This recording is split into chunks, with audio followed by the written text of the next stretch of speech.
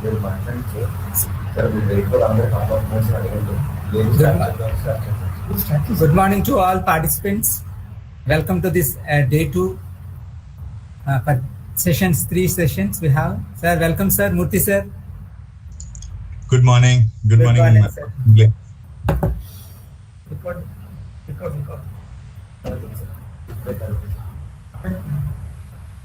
Sir, to brief you, yesterday it was the inaugural session. We welcomed AICTE-ATAL Mr. Dr. Ravindra Soni and IIM Professor Rajendra Narkodkar from IIM Indore. And in the Sir has taken introduction to digital marketing and terminology of digital marketing. In the afternoon, we have invited Mr. Devojyoti Banerjee from Seven Boats CEO. So he has delivered on content marketing, sir. Perfect. So today you are delivering on email marketing and mobile marketing. Correct. That's right. Yes. Awesome. So thank you so much. I think your HOD, Principal Ma'am, and Professor Murali, and my friend Professor Nagraj, and of course everybody, all the faculty and the students. So before I start this sir, we will start at 10 o'clock. There is an introduction about you with our faculty, so that introduce brief about you to the participants. Sure. And let me tell you, all these participants are from faculty fraternity throughout India, from Jammu Kashmir to Kanyakumari. Perfect. Okay. So pan-Indian faculty are there. Around 216 have got registered and approved. So those are the audience for today's session, sir, in this FDP. Perfect. My father will be very happy. He was a professor and he was principal of Damodar College, Goa. So he will be very happy that I am actually presenting to a lot of professors. You can share this link to him, sir, also. Yeah, I'll do that. 1 minute.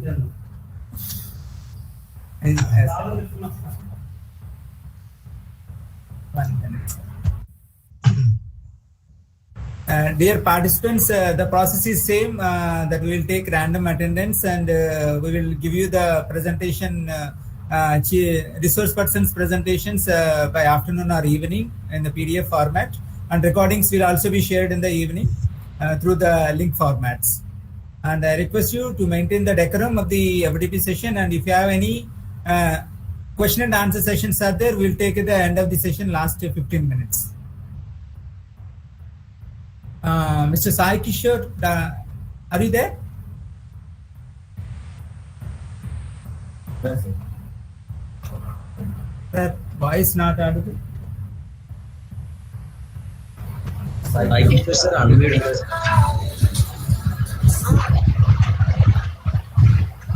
Yes, sir.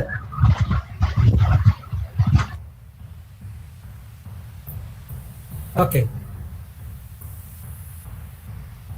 Good morning, Sai Kishore.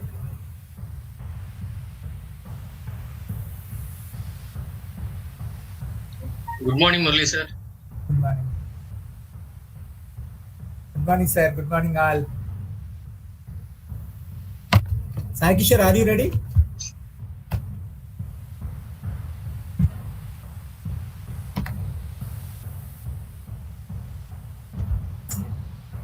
Sai Kishore.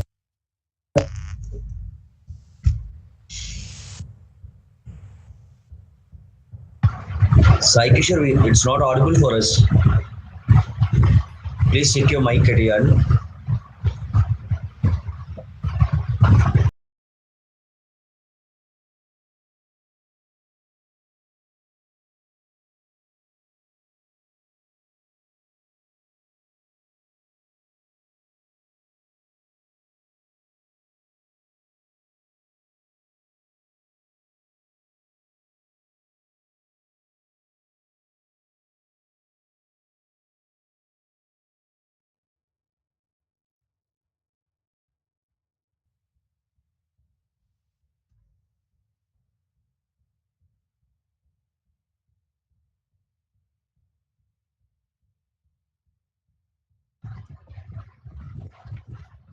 Kishore, still you are not audible. I request you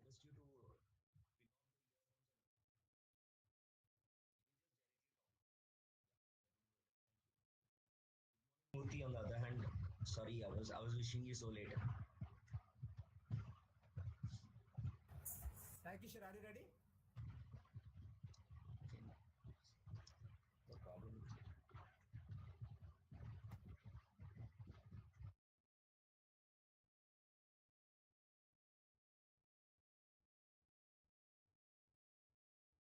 Dear participants, kindly hold.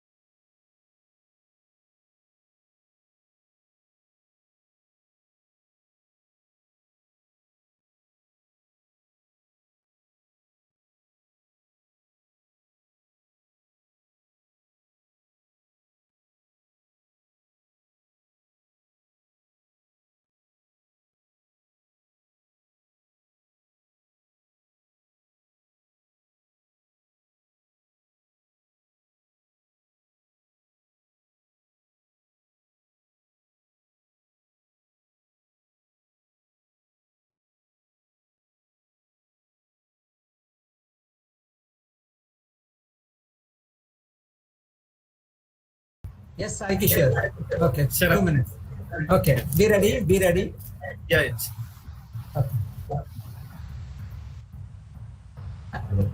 Good morning to all participants. Welcome to the day 2 session. And sorry for the late for a few minutes. I hope that yesterday's sessions were very good and enriched with the topics and the subject presentation by resource persons. And today also, we wish the same thing will happen and you will be an enthusiastic listeners.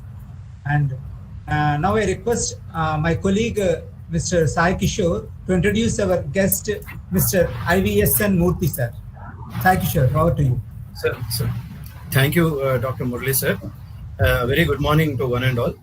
Respected Principal of Gayatri Vidya Parishad College for Degree and PG courses, Professor Rajini ma'am, Professor Srinivas Bose, sir, and Dr. Murali Someswara, sir, Head of the Department of Management Studies and Coordinator of the present ongoing FDP. And our distinguished guests for today's sessions, Mr. Narayan Murthy Ivaturi, Director InMobi, organizing team of this FDP on digital marketing, faculty members, and all my fellow participants and student friends. A warm welcome to you all for today's session on email marketing, mobile marketing, and stress and emotional management. I am Sai Kishore, Assistant Professor, Department of Management Studies, Gayatri Vidya Parishad College for Degree and PG courses, Visakhapatnam. Ladies and gentlemen, it gives me immense pleasure in introducing today's eminent speaker from the industry, Mr. Narayan Murthy Ivaturi. Having over 15 years of experience in advertising, media planning, media sales, business development, mobile and e-commerce, and having worked in both startup ecosystems and multinational companies as well. Having earned his MBA from Geetham deemed to be university, his initial experience has been in client servicing on FMCG brands and then the digital bug bit. Worked on creating websites, short codes, Google search engine marketing, and display. Specialized in both brand and performance campaigns on digital platforms in various categories like travel, classifieds, jobs, and real estate. He also executed big budget sponsorship projects in cricket and as well the key tentpole events. Expert in mobile business for user acquisition strategies like app installs, retention, and customer relationship management on mobile. In the new technology role, currently working on beacons, integrated mobile marketing strategies, connecting physical and digital world with technology innovations like surfaces and wearables. Commerce has been an integral part of the journey of connecting the user experience to the logical goal of purchase. He presently works with his existing clients on enabling e-commerce for their brands, including working with big retailers in the region. So working in experience for the last 6 years and leading the region with the global mobile marketing firm InMobi. I warmly welcome Mr. Murthy to today's session from Gayatri Vidya Parishad College for Degree and PG courses, sir. The floor is all yours, sir. Over to Mr. Murthy. Thank you, sir. Thank you so much, Professor Kishore. Thank you, Principal Rajni ma'am. Thank you, Murali sir, and the entire faculty of Gayatri Vidya Parishad. And also the distinguished fellow resource people, I think that's what you call them, in this meet. I think I feel myself very small in the august company of professors and doctorates and double doctorates and a lot of professors. As I said, I was just talking to Professor Murali that my dad would be very happy today. He was a professor, he was a PhD from Andhra University, then went on to become the principal of Damodar College in Goa, retired 5-6 years back. So I was telling him that I was doing this session, and I sent him a link. Probably he'll join sometime later. But he would be very happy that I'm in the august company of so many professors, and I'm actually trying to share some of my very small experiences in this field. Very lucky to be a part of the advertising industry way early in my career. In fact, I studied in the neighborhood where your college is. Geetham was the only college at that point of time. So I passed out of Geetham from 2002, and I was the same batch as your Professor Nagaraj is. We both were classmates, and then after immediately I passed out, I went to Mudra, Ahmedabad. So in fact, I started with advertising, and I've been in advertising so on. I've never changed my course, never moved anything. Continuously worked in advertising across multiple digital companies like Yahoo, Times of India, which is Times Internet. Then Visa is another company which I used to work in mobile marketing, and then came to Singapore, worked in an agency again. So everything is all about advertising in my life. So without any further ado, let's start our conversation on email marketing. Before I start the conversation on email marketing, let me also tell you that email marketing has... can everybody see my screen? Not yet, sir. You need to present, I think. 1 second. Yeah.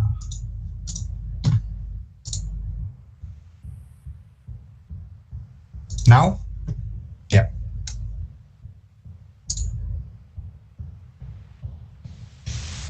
Yeah. Can everybody see my screen? Yes, sir. Okay, perfect.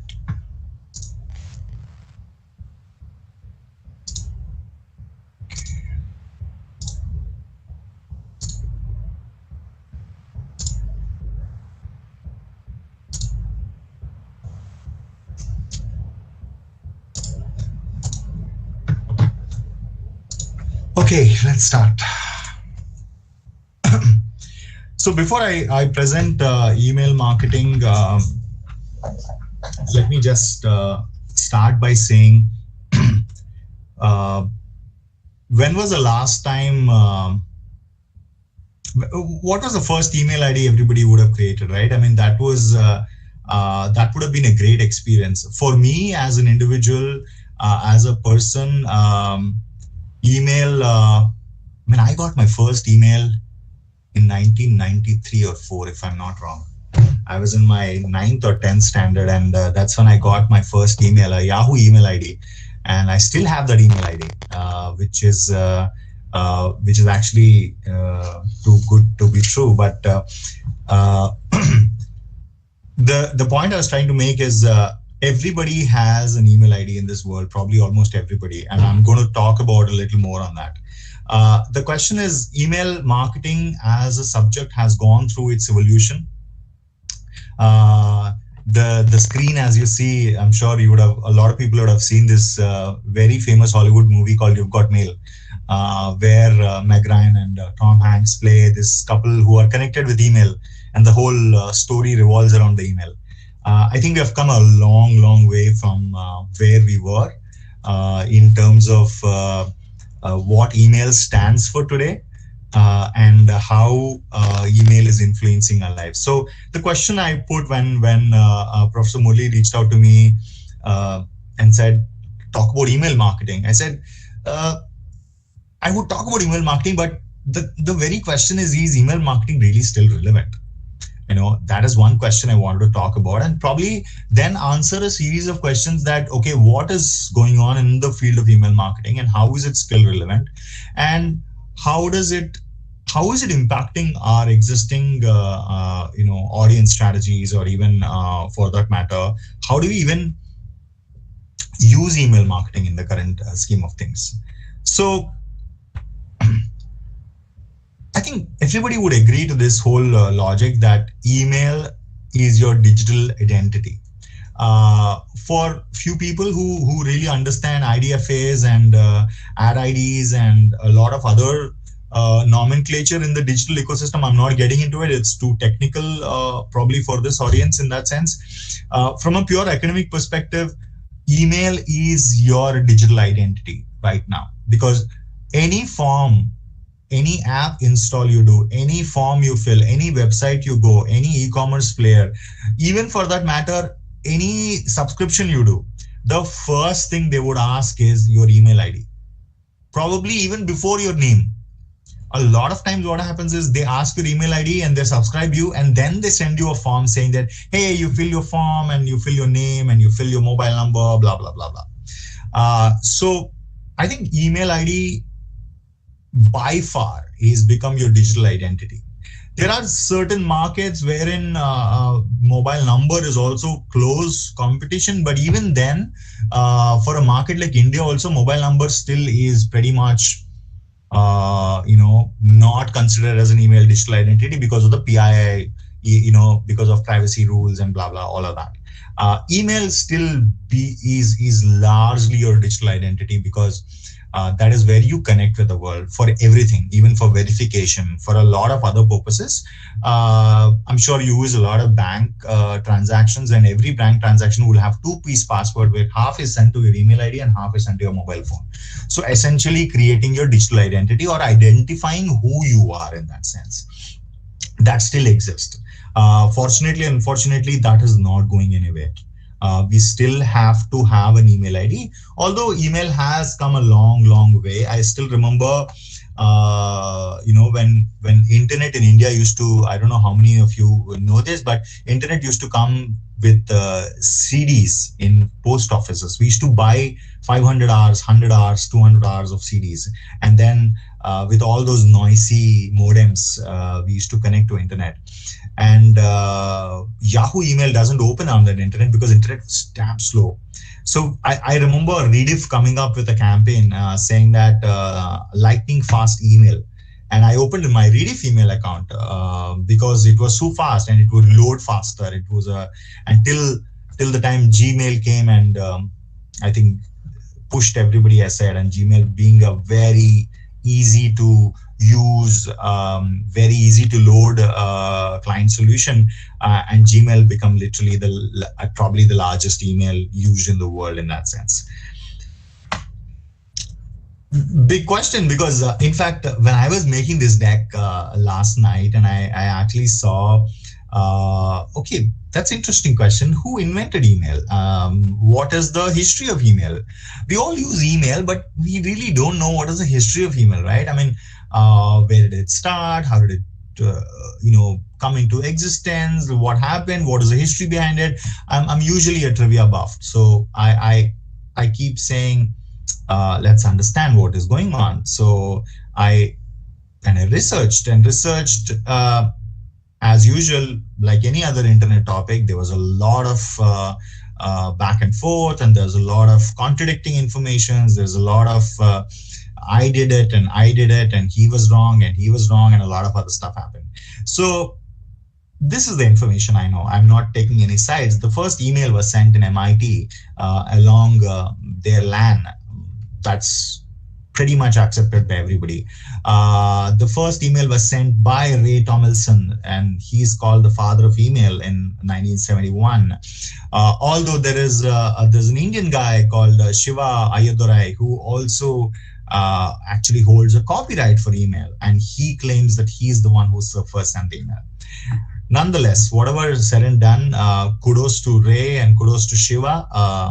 We are here in this world where we can't imagine the world without email. I'm sure due credit has been given to all the people, all the generations of people who contributed to email and the current form of email right now. And I'm sure there's enough and more recognition each one of them got. Moving forward, I think the bigger question is email a private space? I mean, I consider my email as a private space. I mean, I have a lot of pictures, I have a lot of emails, I have a lot of communication from friends. But the question is it really private? Once your email is out, and that email spreads into solicited channels, unsolicited channels, mailing lists, and so on and so forth. And it is literally impossible for you to unsubscribe. I'm sure all of us go through the same problem that if given a choice, you would want to reduce your spam, and you would go and, I do it. I don't know how many of you do it, but I generally go one day, open my email box and start unsubscribing to all these junk email I get. I feel like, great, I think I'll reduce at least those 500 spam emails I get every week. But next week I start getting probably more or probably less. It doesn't really change. So is this really a private space is the bigger question we all have right now. Currently, I don't think it is. I mean, it's filled with spam, it's filled with junk. Once your email is out in those lists and in those mailing boxes, you get a ton of emails. Thanks to the better filters which has the email clients have offered us right now, whether it is Yahoo or whether it is Google or whichever email client you're using, they have come up with advanced keyword and even behavior-led filters, which basically filter all the spam into a different folder. Otherwise, your email box would be flooded. In fact, I remember initially when even a corporate email used to get a lot of junk. Because the corporate email you would give out to somebody somewhere and then it would get spread, and corporate emails would get massive junk. But I think nowadays it's pretty much controlled because all these spam filters are extremely good. Sometimes the spam filters do it a little overboard because even the good emails, like Professor Murali's email went into spam, unfortunately, but then I had to revive it. Spam filters usually have a particular way of dealing with things, and those filters are sometimes become a problem. And then they end up not reaching the right inbox. But old habits die hard, so I usually check my spam once in 2-3 days whenever I open my email, so I don't miss out anything just because I was overconfident with technology. So going a little forward, okay, let's understand the benefits, right? So why do we keep sending these emails, and why do we what are the benefits of even running an email marketing campaign? Number one, of course, it's a very highly targeted, dynamic, personalized content. As I said, email is your digital signature. Is it your digital identity? So that enables, with a bit of data and with a bit of artificial intelligence and machine learning, you can actually create a beautiful persona of this person who you're talking to. I think that creates a highly targeted environment. It's immediate. In a matter of few minutes, you can send 1 million emails with an email engine, with a MailChimp, or with a lot of emailer solutions available right now, Epsilon or MailChimp. I mean, there are a lot of email solutions available. You just click Google and ask for an email solution.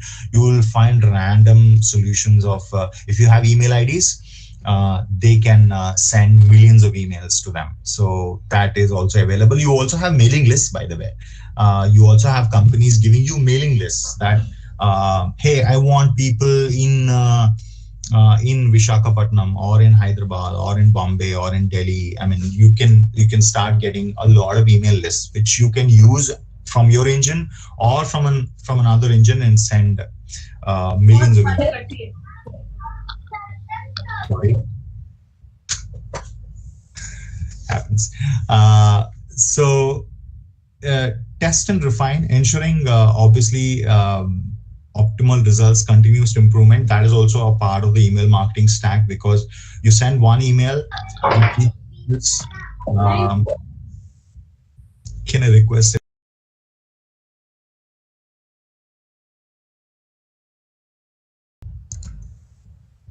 So please continue. We will mute themselves. Thank you. Yeah. Measurable, of course, the effectiveness of campaigns is absolutely measurable in an email marketing stack. You can have, a call for actions. You can have deeper customer behavior insights, wherein you can ask few questions. You can do various other things. I'll go deeper into as we go into the presentation. Reach, literally unlimited distribution. Most of the emails are a part of some of the mailing lists. Some are high price, some are low price, some are free. So it depends on what is your scalability. In fact, a lot of brands also do is they create their own mailing lists. So I'm sure you would have logged into any of the e-commerce platform. The first thing they would ask is, give me your email ID. Now that email ID goes into a repository or an SQL of that e-commerce store, where that becomes their mailing list and their consumer list. So essentially, you are a part of a larger or a subgroup of a larger email group. Better conversions, that's debatable, but yes, it's usually, because it's highly targeted, it's either a yes or a no. There's no, hot, warm, cold is usually how the lead stack is defined, right? But in email marketing, in my experience, I've already seen either hot or is it cold. I mean, there's nothing warm about it in between. So either you convert or you don't respond to the email at all. So it's pretty easy. Cost effective, definitely yes. It's quite cheap, as cheap as few paise per email sent, or even there are solutions where few paise per email open. So once they open the email, then only you get charged, not just for sending emails. So you can go on figuring out what is your right strategy and what is your conversion ratio and so on and so forth. Some of the benefits. This was a Salesforce track which I found very, very interesting. That these are some of the facts which I'll quickly go through, but some of the facts were really, really interesting for me. 44% of all email recipients made at least one purchase.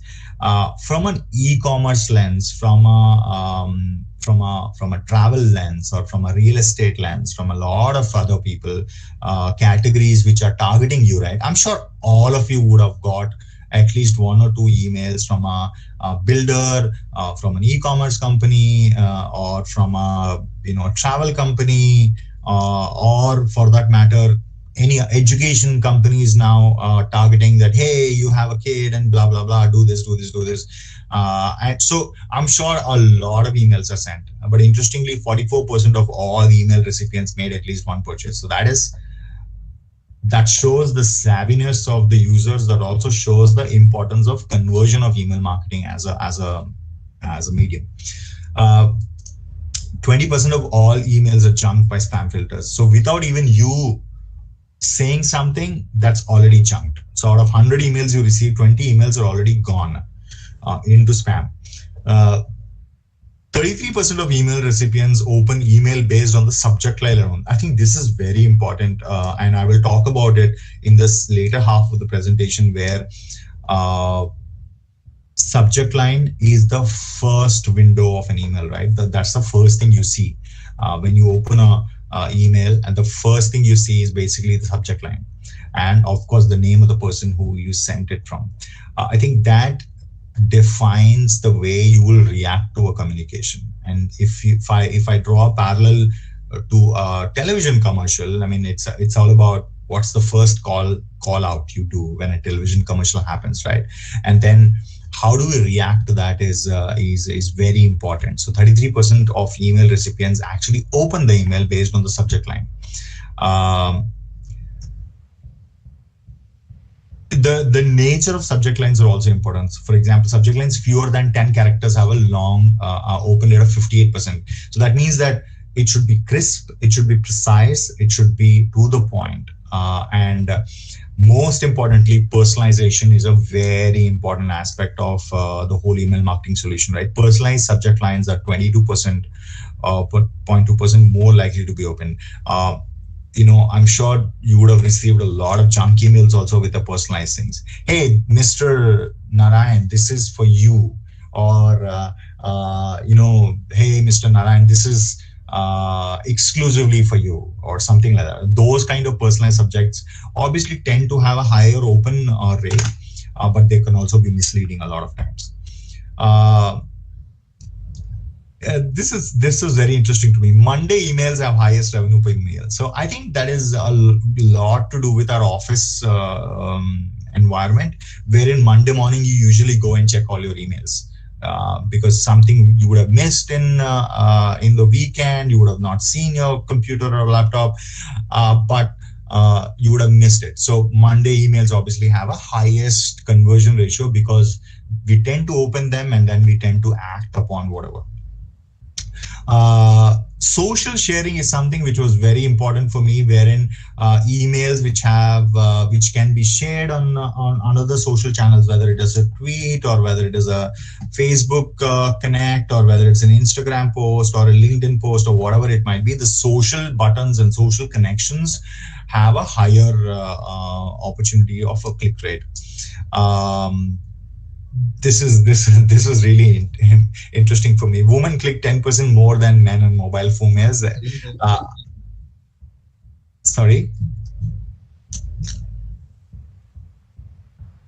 Yeah. So this was surprisingly, it brought a smile on my face, saying that women actually click 10% more often than men do on mobile emails. Women are more responsive as per this thing. 64% of decision makers read their emails via mobile devices. I think this is a no-brainer because can somebody please? No, nobody is asking anything, sir. Just they press their mic button on. Okay, sure. 1 minute, sir. Participants, kindly mute yourself, please. Don't make inconvenience during the session. Kindly observe. Thank you. Thank you, sir. So, based on, I'm sure we went through all of this and essentially creating some of the interesting fact, because I felt that email marketing can be a very boring subject.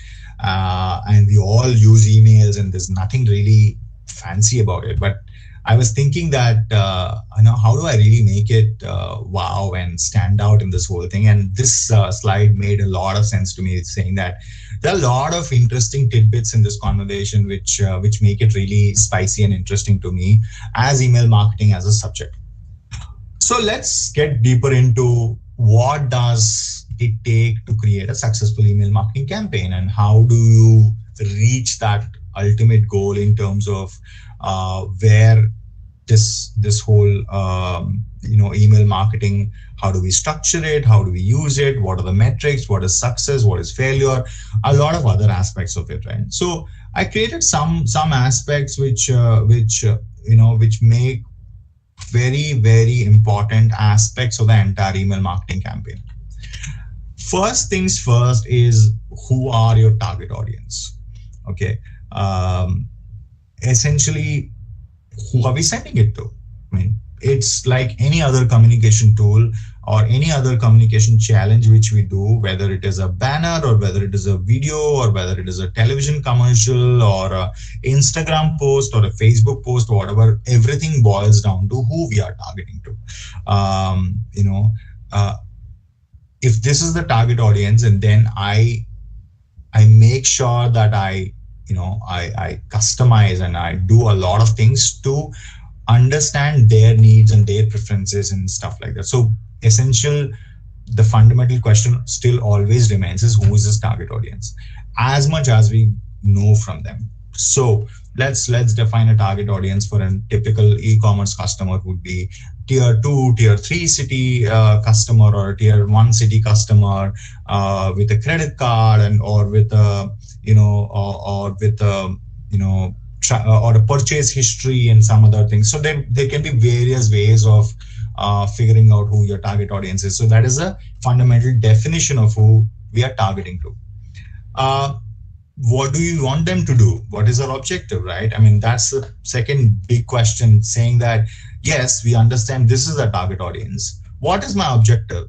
Okay, I want to sell something. I want them to fill a form. I want them to give me a test ride. I want them to give me a, go to our location and look at my flat where I'm a constructor or I'm a builder. I want them to book a travel destination. I want them to do a search. I can go on. That is my objective. And so that objective needs to be inculcated into the strategy part of it. Segmentation, I think, very important, because audience in digital space behave differently, and you need to know which segment are you talking about. Or as a part of the same strategy, you can still sub-segment your audience. You're saying that if your audience are for, say, a typical Amazon kind of a e-commerce kind of a partner in India, that might be anybody from 20 years to 50 years. Now, but we all know that 20-year-old and a 50-year-old behave differently online. Their experience is different, their expectation is different, and a lot, and so on and so forth. So essentially what you have to do is you have to segment your audience. Okay, 20 to 30 will be one segment, 30 to 40 will be another segment, 40 to 50 will be another segment, and how each of those segments can be addressed separately. Maybe the show of what products are you selling them, maybe the design element, maybe the colors used, maybe the language used. So segmentation is quite important.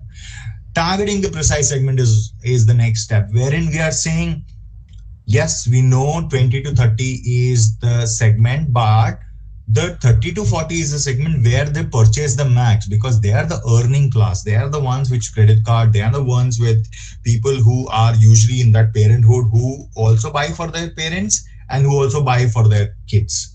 So that targeting is precisely what we need, and that precise targeting is important.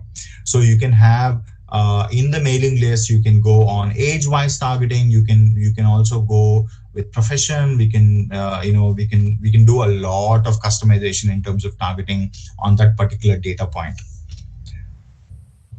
There are targeting available for people opening emails on iPhones alone. So I will target only iOS users versus Android users. I will only target Apple users versus Samsung users. I will only target Oppo users versus Xiaomi users. So I can do all kinds of targeting available in email marketing also right now. So that creates more and more opportunities for you to personalize. It's custom made. the game is all about personalization. If the mail is addressed to you, it should look like it is addressed to you. It should talk to your sentiments. It should talk to your preferences. It should talk to your past experiences with the brand if you have any.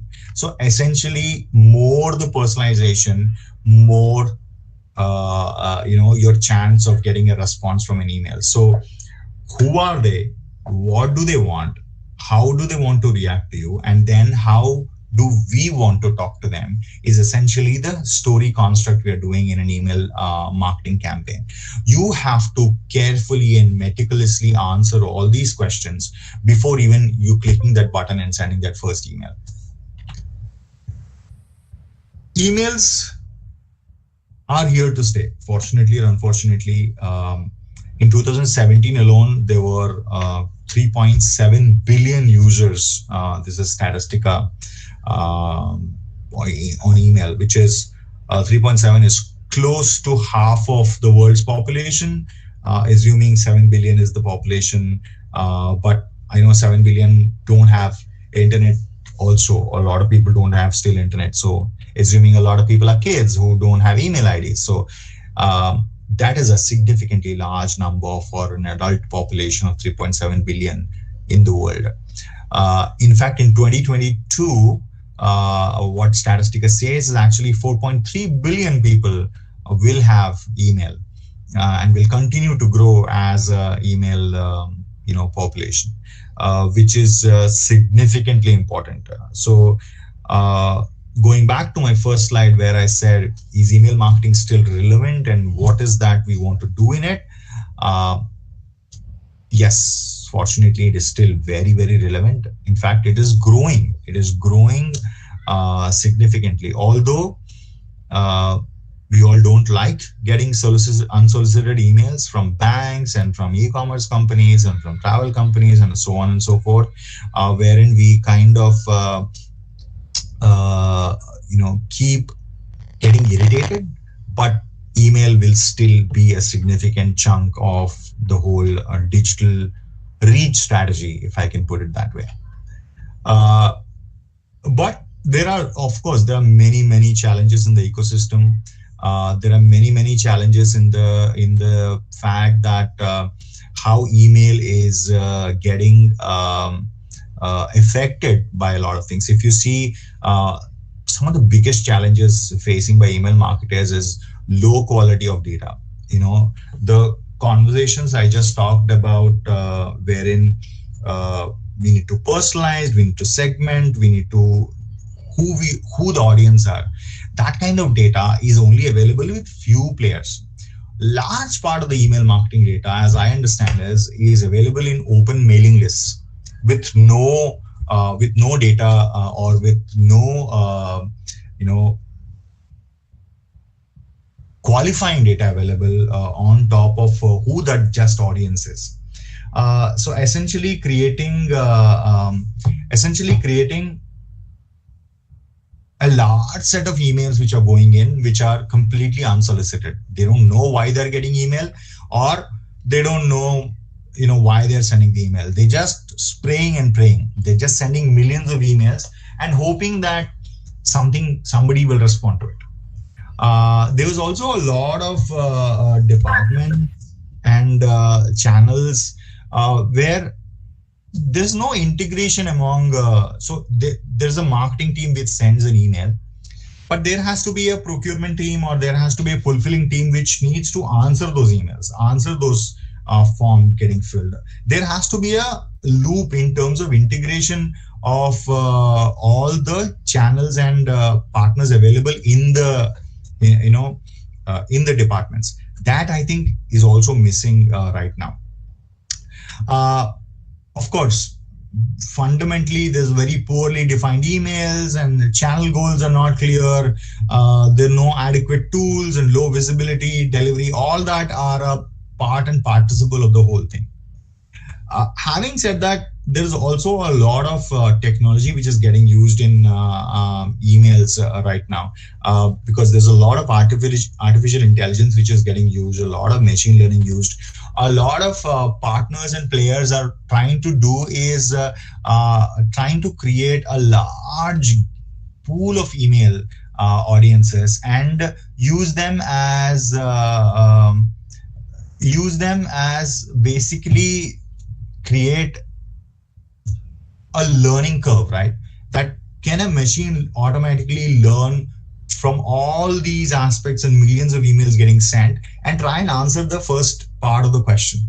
I think that is where there's a significant improvement which is coming in from a technology point of view, that how technology is getting used in email marketing and improving efficiencies and improving revenues, improving open rates and improving click-through rates. And there is a lot of learning. For example, one of the things which I did in one of my campaigns is, would you send an email in the morning or afternoon or evening for a particular category vis-a-vis another particular category? That there is a lot of learning that you tend to plan your travels over the week and then go on the weekend. If you're typically living in a big city like Bangalore or Delhi or Mumbai, or even for that matter, Vizag. I mean, I want to go to, say, Arku, or I want to go to, say, Mysore and, near Bangalore. I would plan it in the weekdays and I would go in the weekends. That information, if I feed into the email marketing strategy, when should you send the email so that that response will come, so that he or she can actually book a holiday or a hotel or a car or whatever in the weekend. So that kind of information right now is only in the minds of media planners. But can machine learning actually help crystallize all that information and use them in real time, emailing strategy solutions, and then take efficiencies out of it? That is where a lot of engineering, architecture, a lot of engines are getting worked upon, we are here to see a much better ecosystem with use of a lot of technology in the future, wherein our emails will be much more structured, much more to the point, because it is a luxury that you exactly know this person who you're sending this email to. As long as this person is accepting that email and saying, yes, I want this email from you, and then that two-way communication will start. So we have set up what are the basic structures of an email marketing campaign. We have also set up the challenges in the email marketing ecosystem. We also set up some positivities with technology and AI and ML and a lot of other stuff which is coming into that. We've also talked about where it all started and how it all started and the whole history.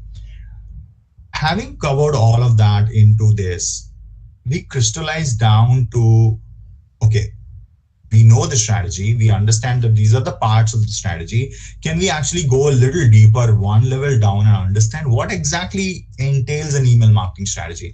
How do we actually structure this campaign? What are the other pitfalls we will come at? What are the things we should look for? What are the things we should, be cognizant about when we are doing an email marketing strategy?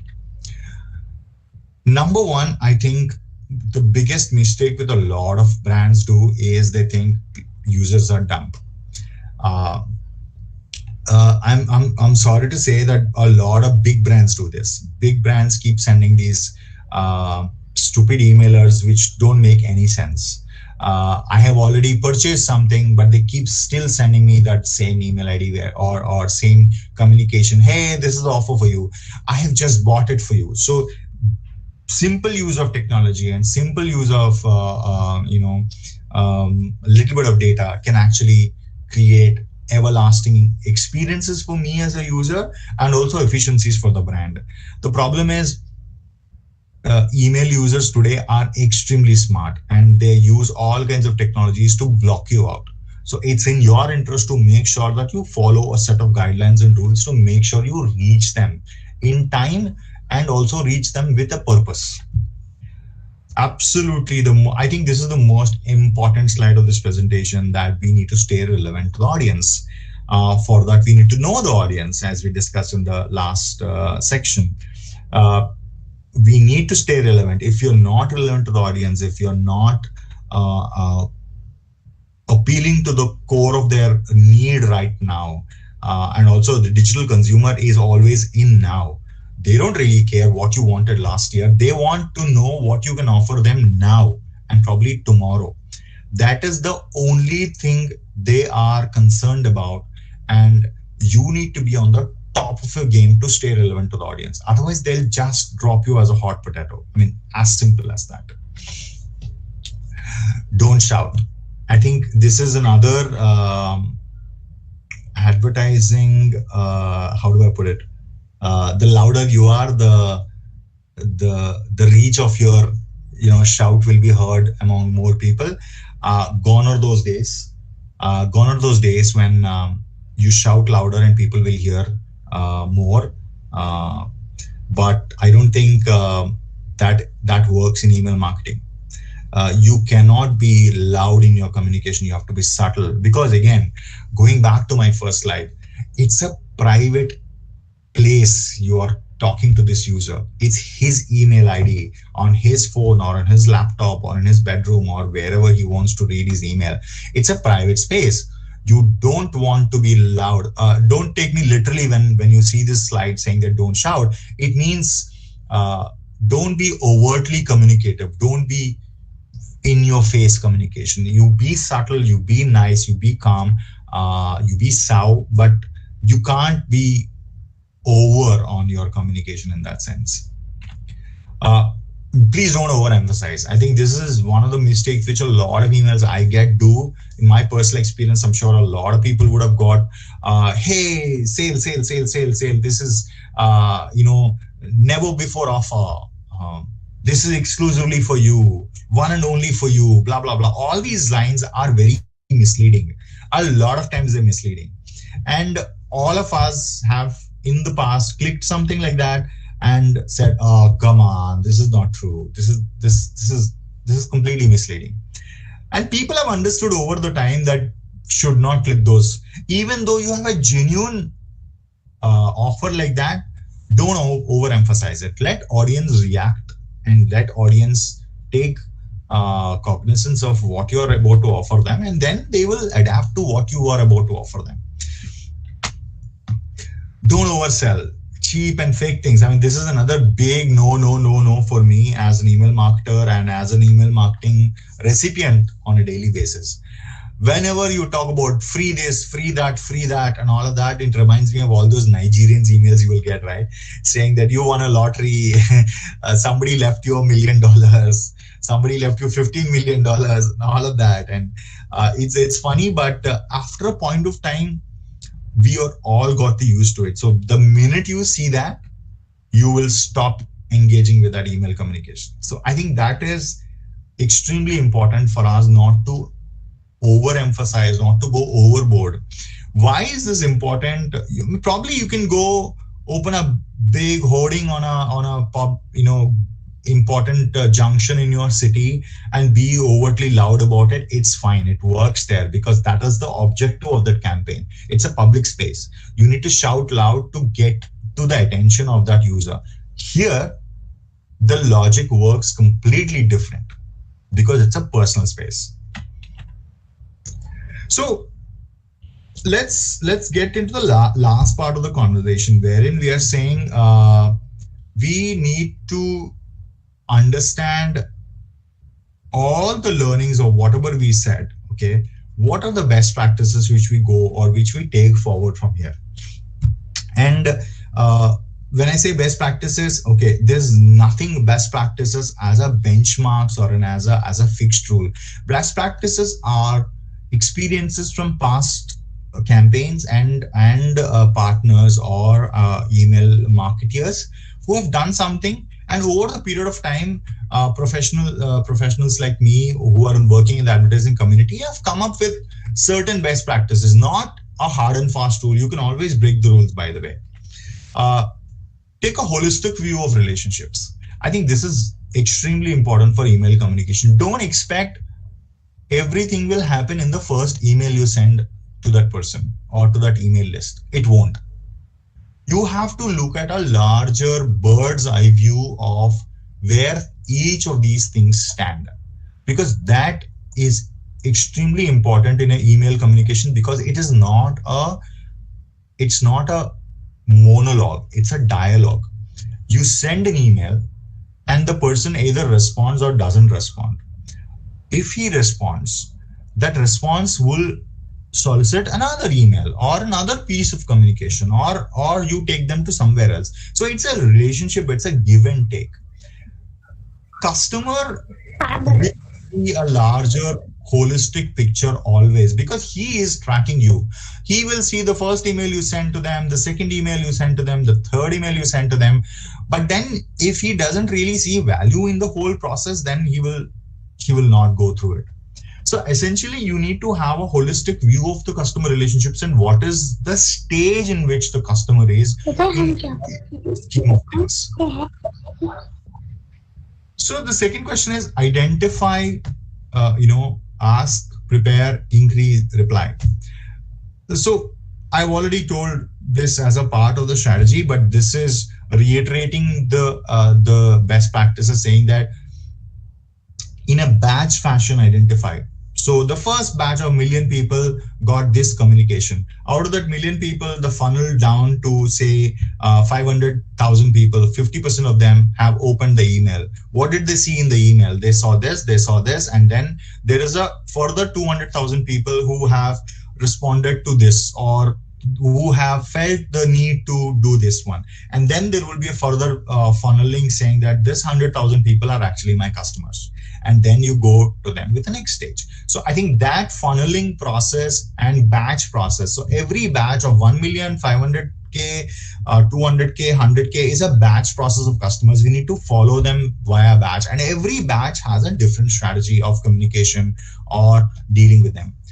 I think this is very important, that trigger-based communication is extremely critical for email marketing, that every trigger you do is important. So have they clicked on the social media? Have they opened the email? Everything, every action is a trigger, and that trigger should lead to something else. So you have to plan the entire strategy and prepare a distinct message for each customer situation.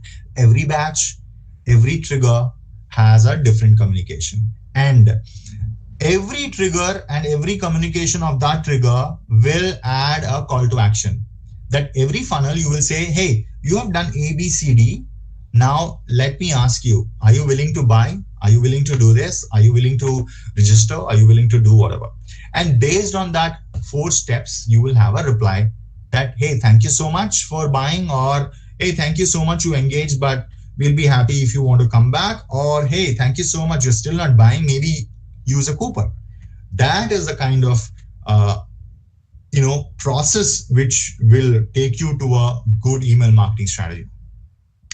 Extremely important again, too many images, not enough text, or too much text, not enough images, both are a problem. If I find an email which full of images and no text, that's a problem for me. If I find an email with only text, no images, that's also a problem for me. So again, from a design element point of view, you need to figure out what is the right mix of these two things, and what is the right mix of creative strategy to apply to which segment. Again, going back in time, which segment, what call to action is required at what batch of customers also needs to be incorporated while designing an email ID and while using the right amount of pictures and text. The most important aspect of the creative input, subject lines. In fact, I remember when I used to work for Mudra Ahmedabad, and I used to work on a brand called Rasna. I'm sure all of you know Rasna. Whenever we used to send emailers to a large cross section, the best conversion we used to get with subject lines, right? The subject line should be extremely important. We used to send emailers to retailers across India. We used to send to distributors and a lot of other. That's another set, right? That's an audience set. which the client wants to reach out to. So subject line becomes very important. So either whether you're running a contest or whether you're running a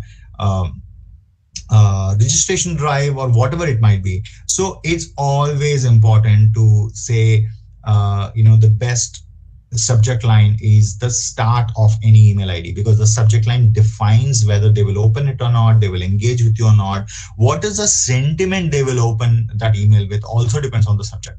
That what is their mindset when I open this email? What am I expecting?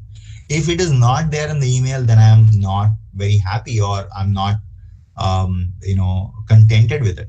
But if I am led with a great subject line and I have relevant conversations in the email, and then followed up with a trigger email, and then followed up with a call to action, that structures and that cascades into a beautiful email marketing strategy with a great flow.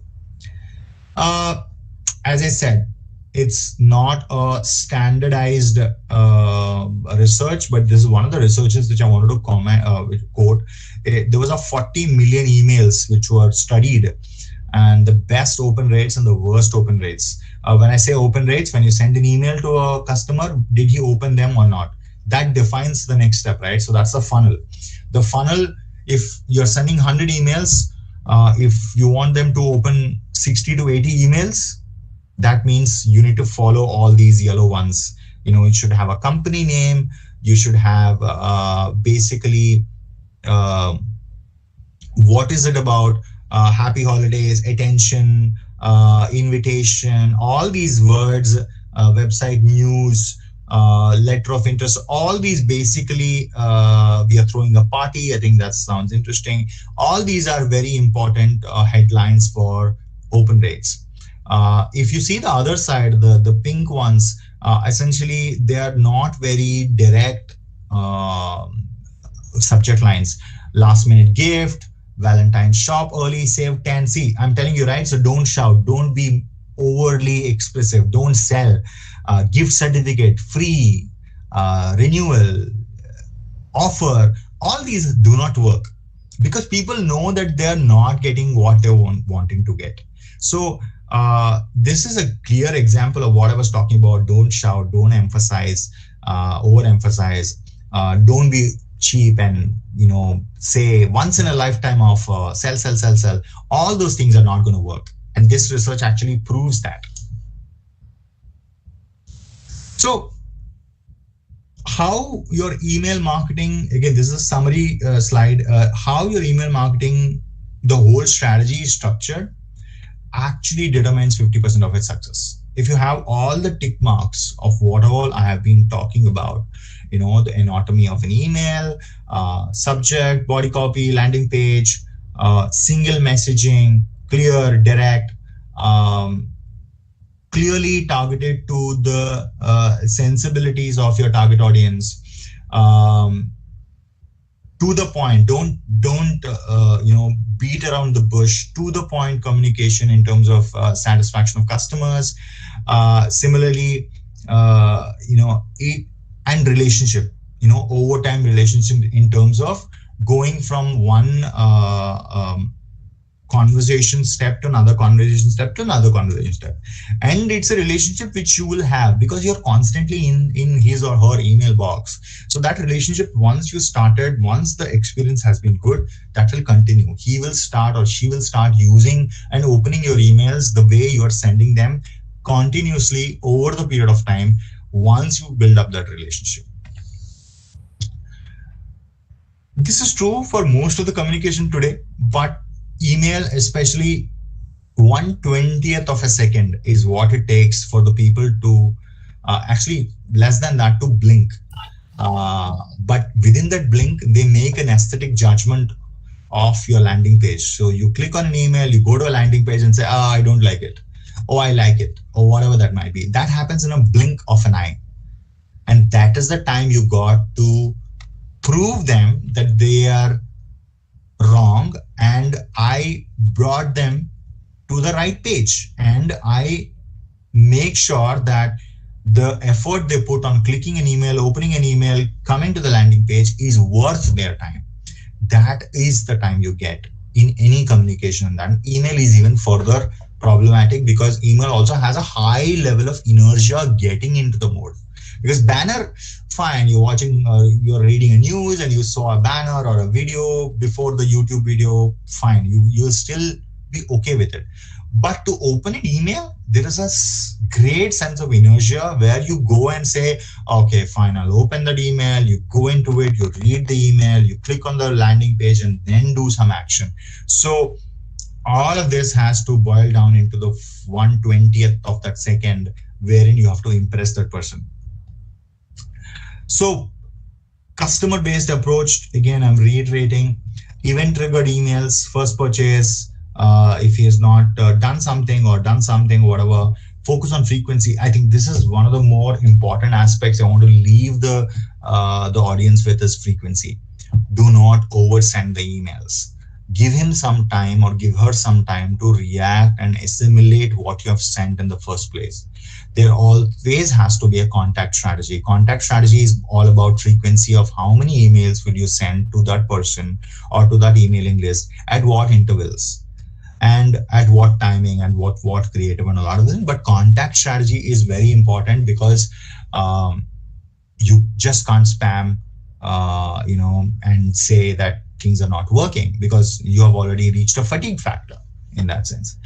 Data capture, I think, is more important, that every aspect of email and every step of the email you have sent needs to be captured as a data point. That what happened in step 1, what happened in step 2, what happened in step 3, and that culminates into an overall hierarchy strategy in terms of where this whole email marketing campaign will run through. So frequency, format, opt-in, opt-out, that is another important aspect of privacy which I want to leave the audience with is opt-in. Unsolicited emails are really frowned upon unless until you don't really care and you don't want to build a brand and you just are in it for, just one time or 2 times and leave. But if you want to build a long-term brand and long-term presence in a particular field, you have to have an opt-in email list. You cannot just go for any random mailing list. Also, the other hygiene is that you need to have an unsubscribe form wherein you have to voluntarily allow the person to get out of your mailing list if I don't want to. If I don't want to be a part of this mailing list, please allow me to go there. And you have to be very clear that, hey, because you opted in and so forth, I'm sending this email. If you don't want to be a part of my emailing list, please be my guest and go out. I mean, that is a kind of proactive communication we need to send those audiences. And it has to be a customer-centric or customer-based approach in the whole thing. Last but not the least, I think this is, again, currently in the scheme of things we are doing, email marketing is just one of the many marketing channels we have. There is a social marketing, there's a video marketing, there is a commerce marketing, there is a television, there is outdoor, there is ATL, BTL, blah, blah, blah. I can go on and further. We need to have an integrated approach wherein marketing or integrated marketing strategy combines email into as an integral part of the entire cross-channel integration. I think that becomes very, very important, wherein we have to have a seamless integration of email into every other different aspects of this. There might be an email to a banner, there might be email to a video, there might be email to a website, there might be email to an outdoor, or there might be email to a retail store for all you know. So the integration of email marketing into other forms of marketing and is very, very important. Coordinate and unify mailing lists. I think that is a part of a very good data strategy for a customer, wherein you need to unify all your email lists. You can't have different email lists floating around in different parts of the company and you don't have a centralized customer data. All your customer data should be at one place and email should be the digital identity linked back to that.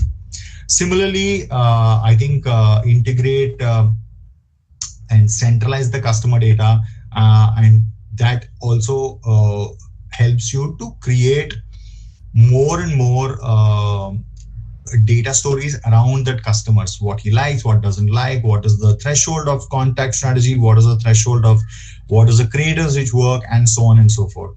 I think integration across multiple channels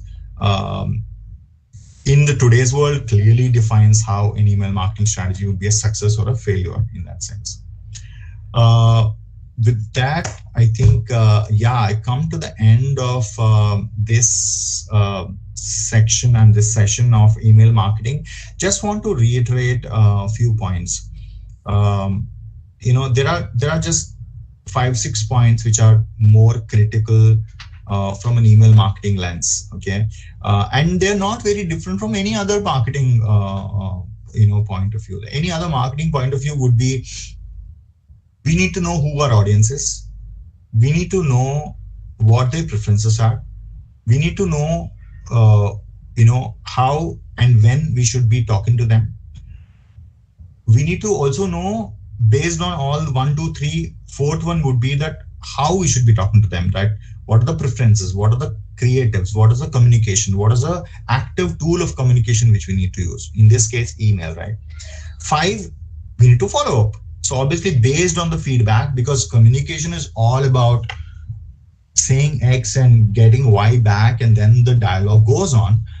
We need to be cognizant of the fact that email marketing is no different in that sense. You have to continuously be prepared for an ongoing conversation. Don't take your customer for granted. If you take your customer for granted, they will throw you out. That's clear. In this world, you use as much technology as you want to create that customer delight, as I call it. And customer delight actually will take you places in that sense. Thank you so much. You've been a lovely audience, and I'm open to questions. Thank you, sir. Hello, thank you, sir. Now, participants, if you have any questions, you can directly ask, sir. Sir, a small question from my side. Sir, am Sure. I audible, sir? Yes, Naveen. Sir, right? generally in Gmail we have 3 tabs, right? Primary tab, social, and promotions. Generally, to which tab the promotional mails will go, sir? Usually it goes to promotional emails, promotions as a segment. If there are, Gmail works slightly advanced because the email, they own the email, right? It's not Yes. like I'm using any other, they use the email client themselves. So Gmail has a filter technology wherein they will have any keywords saying or coming from this for email, they will slot it as promotional. Also, once you send an email and again you send an email to the same email ID, they will start recording that they're coming from a filtered email. So they will start filtering you. So it's a process, right? Over the period of time, you will see a change from primary email ID to secondary to promotional email ID. Okay, sir. Is there any possibility to send the mails directly to primary tab? You need to whitelist them. Okay. Yeah, there's a process called whitelisting.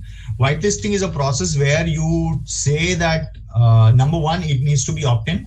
The user needs to say that I want this email. Like, for example,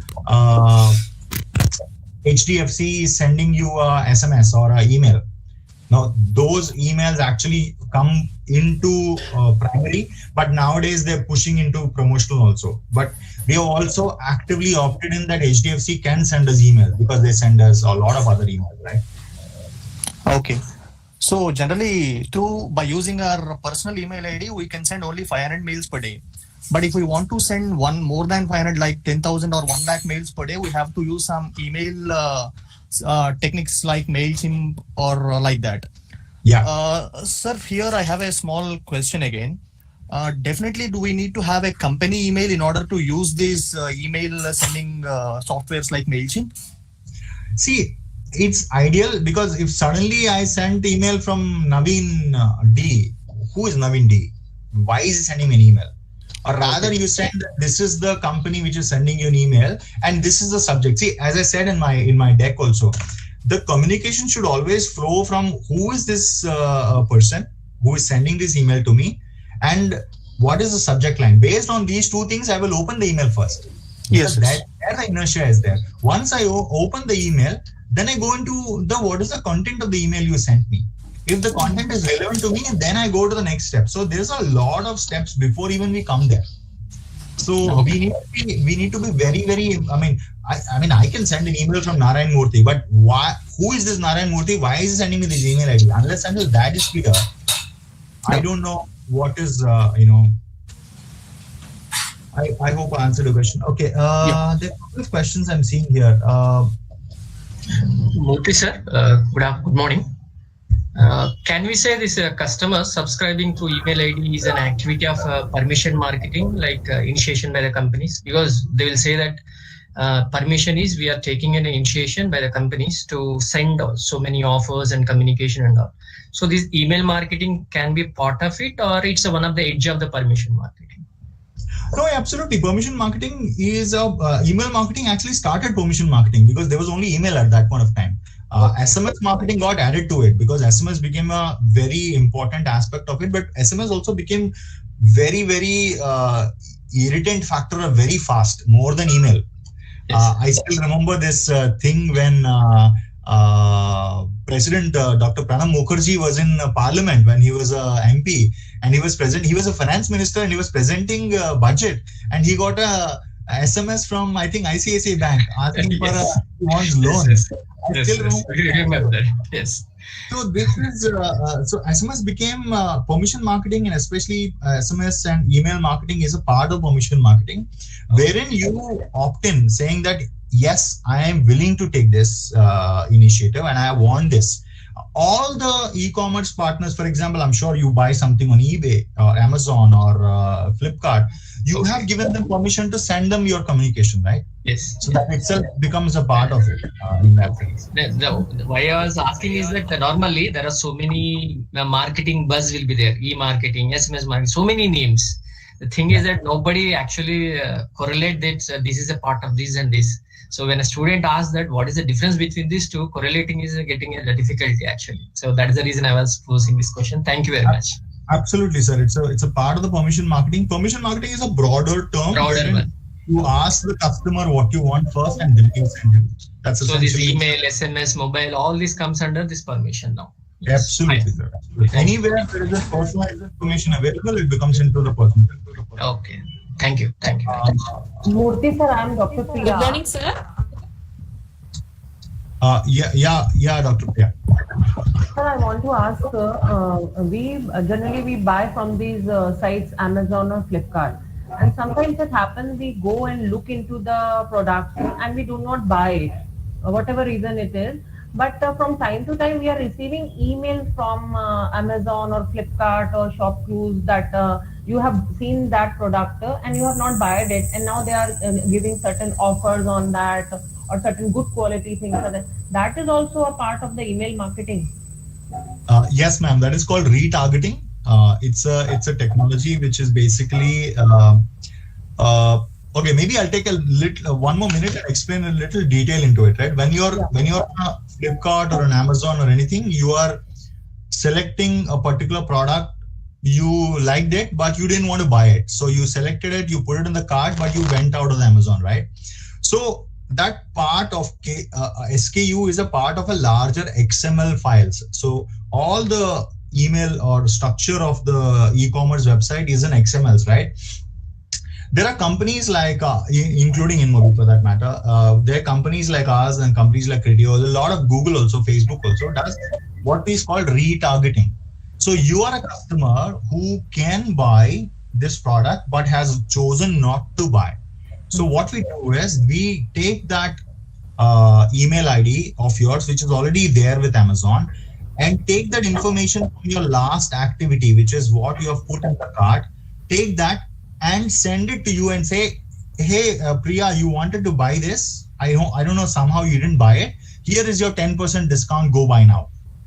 So that I'm converting you as a customer. Otherwise, I would have lost that sale. I am getting that sale back from you now. So it's an ongoing thing. So it's a retargeting based on email.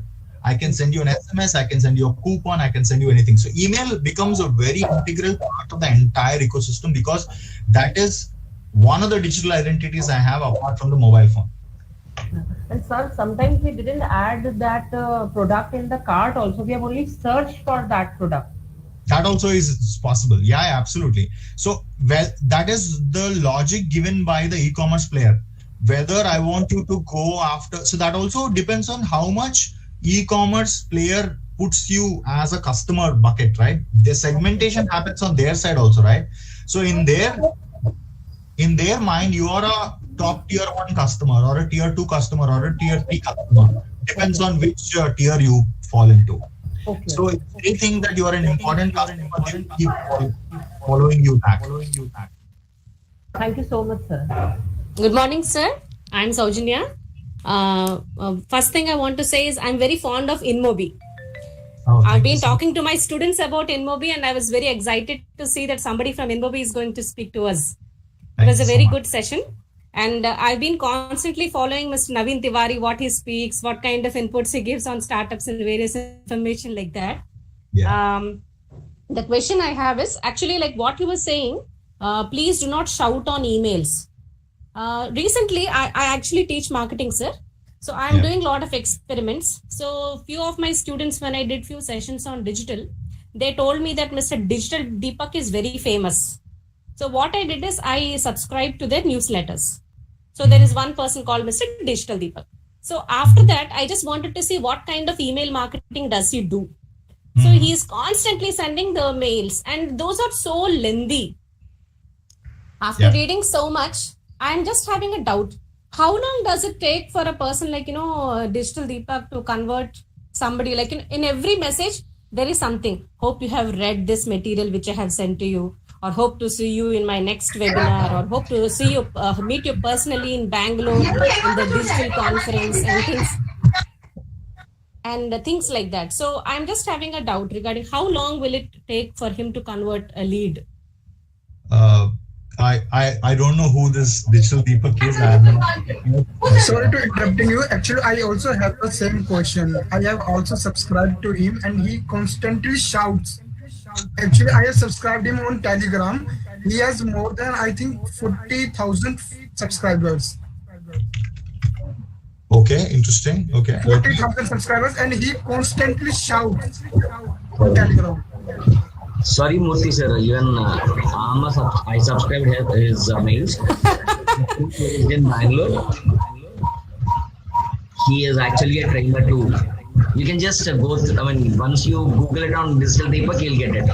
I'm just looking at him. Yeah, you need to. He is Mr. Deepak Kanakaraju, sir. His name is Deepak Kanakaraju.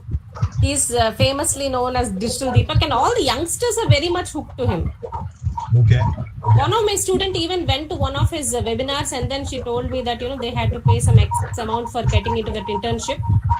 But beside all that, I just want to know, really, can he convert people by just depending on email marketing? Maybe I should start Digital Narayan or something. But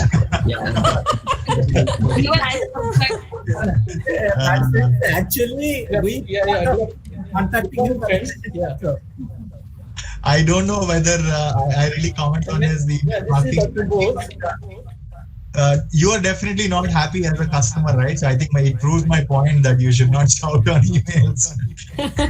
Sir, if you search him on Telegram and subscribe him, you will see his marketing tactics. He really shouts at least 10 times a day. Okay, good. He seems to be the Arnab Goswami of our times, I guess, on the digital side.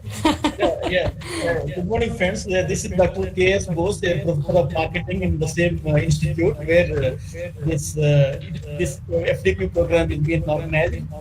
Here, first we need to define what is the basic objective of this email text or content here. This is for just to provide information or creating the awareness or create the interest, and the AIDA theory can be applied here. But through emails, I don't think that we can convert the perspective to the customer here. First, we have to define what is the basic objective behind this email. Correct. If it is just providing the information or persuading the people, but based on depending upon the content that is being mentioned in the email here.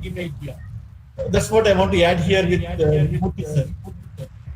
Yeah, completely agree, Professor Bose. I think it's one of the other questions I saw here is Mr. Rajiv Kumar Mato. Hi, sir. Should be the frequency of campaign on the same profile as repetitive email could encourage users marking it? Yeah, absolutely, Rajiv. I think as I mentioned in the deck, contact strategy is very, very important. When I say contact strategy, what is the frequency of emails you need to send them? There is no definitive answer, but it all depends on which category of campaign or which category of product are you selling. It might be real estate, for example. There's a builder like Brigade or like any other big builder who wants to send you an emails. Because the purchase life cycle is so long in a builders, you tend to have a larger frequency of emails you can send them. But something like a travel or something, it might be much shorter window. So there's no specific answer in terms of exactly what is the frequency. It depends on what is the product you're trying to sell and what is the expected conversion lifetime of that. So that is what it means. Yeah, the other question, I think Professor Tulsi is asked the same question. What will be an ideal time for resending the email? Yeah, exactly. I mean, resending an emailer can be, ideally, according to me, you should not send the same emailer because the first email didn't work for you, right? If they've opened it. If they've not even opened it, then you can send the email again.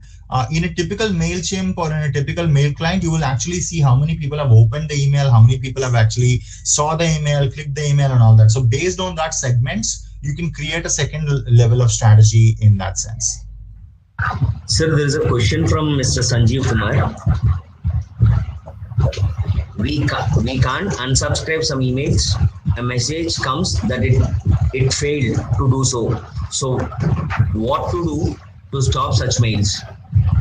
Just block them. Okay. If they're not allowing you to unsubscribe, that's actually not great customer experience. I think you just block them. That's it. So there is another question from BK Baru. What are the ethical or legal issues related to email marketing? Ethical and legal issues related to email marketing. Ethical. Legal, there are a couple of legal things which are there because obviously email, any unsolicited emails. Nagraj, can you go on mute, please? Yeah, I can. Sorry. Yeah, so legally speaking, email is considered as an official communique by the law. In India, we have, I think, the Information Act of 1991, if I'm not wrong, legally talks about email being an official piece of legally documented paper. So if somebody is sending your official email, is sending an email, it has a legal validity. So emails can't make promises, or it can't make any legal promises at least. So there is obviously for every email you receive, there will be a TNC somewhere, terms and conditions apply, where there is a legal binding of it. So you have to be very careful of what you communicate in email. In most of the countries, it is legal documents, so it has a contractual value also. So be extremely careful. Ethical, I think it's more subjective. I think ethically it's more open to interpretation in terms of what you want to talk to, what you don't want to talk to. Yes, ethical and legal mix in places like, for example, in US and large parts of Europe, there is a law called COPPA, which is called Children's Online Privacy Protection Act, COPPA, COPPA. You cannot solicit anybody under age of 13 years old with an email. Even if you know the email, you can't send an email. If you send an email from your official ID, you can be actually jailed, or your license might be cancelled and all. So there's an ethical and a legal aspect of the whole thing. So I mean, there are some things you can just find it in a lot of things. We'll take another couple of questions and then we'll close this session. Is it okay? Yeah, fine. Sir, where to place CTA buttons over email? Again, it depends on the design. Completely depends on the design element of it, that where we want to keep the CTA of it. Whether you want to keep it on, in of the first part of the email or the second part of the email. But ideally, I don't want it to be a lengthy part of email, because again, most of the emails currently are opened on mobile phones. So it all boils down to the clarity of the communication in that sense. So CTAs are always based on the design element of it.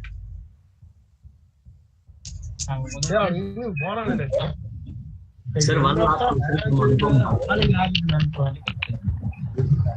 Sorry, sir, I can't hear you. Now, sir, I'm audible to you right now? Yeah. Yeah, a question from Anupama Dave. Do we have any thumb rule for segmentation and email marketing? I don't understand what is meant by thumb rule, but I'm assuming that is it some rules in terms of segmentation, right? Segmentation is usually defined by what is the target audience and what do you want them to do at each stage, right? So as I think I talked about in my example, that it can be an age level segmentation, it can be an profession, non-professional kind of segment. It can be a geographical segmentation for all you know. All people in Delhi, all people in Vizag, all people in Hyderabad, all people in Bhubaneswar can be a segmentation. It can be any level of segmentation. So it can be a lot deeper, because whatever you can group in terms of a particular segment, it can work for you. Sir, I want to ask one thing. Venkat sir, can I ask? Sure, ma'am. Yeah, yes, Sir, if I have a YouTube channel, and generally for the YouTube channel, we have to register. We have to open a YouTube channel with our email ID. Yeah. And that way we get so many emails from YouTube that are generally for goes in the promotions. So if I want to stop that email, is there any way, or I should have to close my channel? Sorry, ma'am. Can you repeat that? Sir, I'm saying if I have a YouTube channel and I get lot of emails from the YouTube in my promotions promotion box. And is there any way that we can stop that emails coming to us, or we have to close our channel only? Because no, ma'am. In the channel you can have so you're saying in the channel you have an email ID which you have given with your personal ID, and because of which you get a lot of emails, right? Yeah. On my personal ID, yeah. You can one thing, disconnect your personal ID and open another ID which is generally for the channel. That's what I usually recommend people to do that. Or you can disable the email communication completely in the settings of YouTube. Okay. Thank you so much, sir. Murthy sir, good morning. Hello. Sir, kindly if you want to ask any questions, put your name in the chat box. I'll call the name so that you can. 3 times in the chat, so that's why I'm requesting just give me 2 minutes time. Yeah. Right. So, and sir, say for example, if I am a new startup and then I'm sending the mails to my target audience. But these target audience, so many times it has seen that they don't open the mail also, because they are somehow having this apprehension that this particular mail may be coming from some untrustworthy source. So that's why it may be malicious. So as a marketer, what can I do about it? Or this is what because otherwise open rate is not happening. So thereby they don't read the content also. So what can as a marketer I can do? Is it an opt-in? Sorry, sir. Hello. Is it an opt-in list? No, sir. So of course, if it is not an opt-in list, Prashant, I don't think people are going to open the emails right now. You have to be extremely targeted in email marketing, because even, in fact, for all you know, they might not be receiving email. It might be going to spam. Okay. So you need to start building a brand and starting to build a pipeline of customers which are opting for your brand.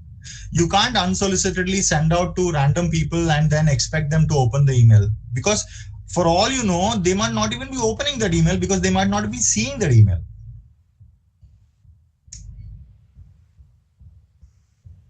Hello. Am I audible? Thank you, sir. Thank you, sir. Myself, Satish, I am having a doubt. Can I ask the question? Yes. What is the difference between SEM and email marketing? Oh, there's a lot of difference. Search engine marketing is very, very different. Search engine marketing is essentially where you put a Google AdWords campaign. You go search a Google saying that I want to eat a pizza. So you will say pizza near me, and the Google throws up results of Pizza Hut and Domino's and a lot of other stuff. That exactly is search engine marketing, where Domino's and Pizza Hut are searching people like you and buying the keywords of what you are searching for a pizza, and they are relevant where you are actually searching for it. That's SEM in short. Email marketing is completely different. Email marketing is essentially reaching out to your existing customers or prospective customers and creating a channel for them to interact in an ongoing basis, on a relationship basis. I think, again, I'm talking definitions, but if you have heard my deck for the last 1.5 hours, you will know it goes a little more deeper than that.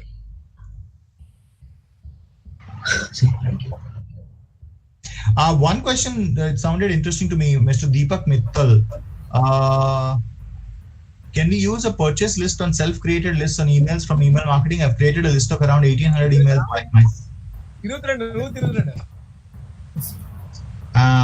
But I tried to MailChimp. It always says you violated our terms and mails do not be delivered, even if a simple text email campaign. Yes, sir. I was waiting for my turn. Yes. Thank you, sir. Thank you. Sir, the question I asked because search engine marketing and email marketing is that when you open the email, some of the content displaying as sponsored. When you use social media, you will see some of the websites displaying their content with sponsored because of their placements. Either it can be natural placement or it can be a paid placement. What is the reason behind sponsoring the ad in email as well as in search engine marketing?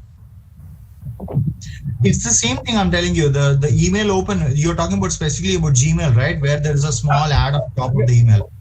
Yeah, when we open some of the promotional videos, they are displaying the content with a sponsored tag. In social media, when you're going through the sites, we have seen some of the sites, example, Domino's Pizza, saying sponsored content. So what is the difference?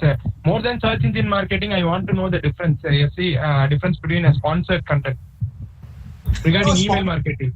No, sponsored content is just another way of saying it's an ad. It's a paid ad. That's it. When they say sponsored content, that means they have got money for it because it's an email. And they can't send even random email. They're saying it's a sponsored content. So it's basically saying that it's been paid by somebody. It's not a free email. That's what it means. Oh, it does not come under the category of email marketing. Yeah, of course it is email marketing because they're using email to send. See, anybody who is sending you something on email is falls under email marketing. Okay. Thanks a lot. Deepak. Yeah, I'm just answering Deepak's question. My sense is that either emails they have are under unsubscribe. The 1,800 emails you have sent, they might. You're saying none of the 1,800 emails went, or even one email went through? Sir, when I sent test email, it sent to me. But when I click the send button to all, it doesn't send to any of the recipient. It shows that you have violated the terms and condition. Every time I try to create new MailChimp account, do the same process, and the same thing happen. Yeah, because I think MailChimp is trying to deduplicate, for example, my email ID is in that list, and then my email ID, I have probably created an unsubscribe button, and I have not given Facebook or Instagram, where you say you have collected this email, rights to use my email ID in any other forum. So in that sense, MailChimp is trying to connect to Facebook and email and say, this email can be sent email or not. It's like a DNR registry for actually I have ran an Instagram ad through which I collected some emails. So I think I have consent to send them. Deepak sir, do you have a MailChimp paid account? Sir, no, actually MailChimp offers 2,000 free emails in free account. No, this is, I think he's saying violated our terms and mails do not deliver. I think there is something else, Deepak. I can't comment on it right now till I see it, but I think this might be some other problem. Because if you're saying MailChimp's terms are violated, then this might be something else.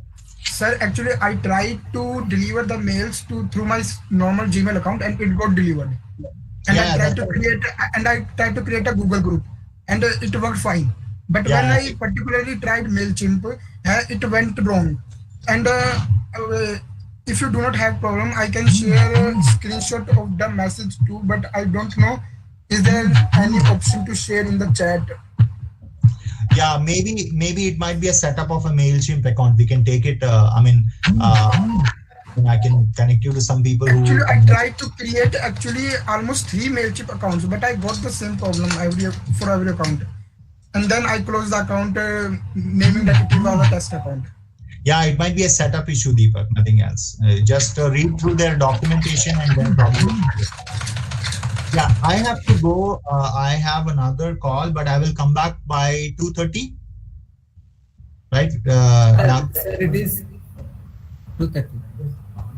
Yeah, Okay, sir. Okay. Yes, sir. Yes, sir. My 2:30. Yeah. Thank you so much, sir. Thank you very much. We will meet again in half an hour, sir. Yeah. If people have any more questions, do send it to me. I have my email ID. I'm leaving it here. So I'll be more than happy to answer more questions if they have it. And I'll really go through that digital somebody. I want to become digital Narayan now. Thank you, sir. So we'll subscribe your mail list. But first, we don't become digital marketer. You are Narayan itself. You can be Narayan. That's my. On the other side, as a friend, it's my suggestion for you. You are so great and your session is so intensive. So please make sure that you are always on the other way. Thank you. What we are right now is absolutely fine. I feel a lot of proud to be a classmate and a very good friend of you. So Digital Deepak, probably not even as a subscriber. So please, I wanted Narayan Murthy to just be Narayan Murthy. Thank you. Yeah. Bye.